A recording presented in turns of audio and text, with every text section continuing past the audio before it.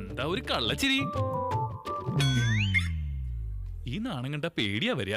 ഗുരുദേവാ, ഈ നാണം അങ്ങടെ അവസാനിപ്പിച്ച് ആ കുട്ടി ആരാണെന്ന് പറയാ. മംഗലശ്ശേരിയിലെ ഗണപതി ശാസ്ത്രികളില്ലേ? ഇല്ലാലോ. അയാള് കഴിഞ്ഞ കുംഭമേളയില് വെള്ളത്തിൽ വീണ് മരിച്ചില്ലേ? അയാളുടെ പീഠകർമ്മത്തിന് പോയപ്പോ മൂത്ത മകൾ ശശികലയെ നോമൊന്ന് കൊടുത്തു. എന്താ ഇത് ഗുരുദേവാ? മന്ത്രോച്ചാരണത്തിനിടയ്ക്കും കണ്ണുകൾ വെറുതെ ഇരുന്നില്ല, കൊടുത്തു വന്ന്.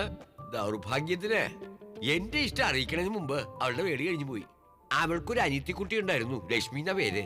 നമുക്ക് ചേരില്ല, അതുകൊണ്ടൊരു കൊശവന്റെ കൂടെ അവളെ വേടി കഴിപ്പിച്ചയച്ചു.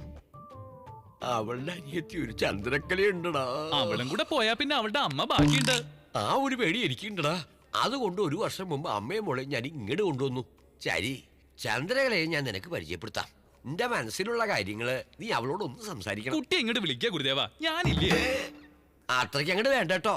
നിന്റെ ഈ ചോരത്തിളപ്പ് കാണുമ്പോ അവളുടെ മനസ്സിലാക്കാൻ സാധ്യതയുണ്ട്, അതുകൊണ്ടാ.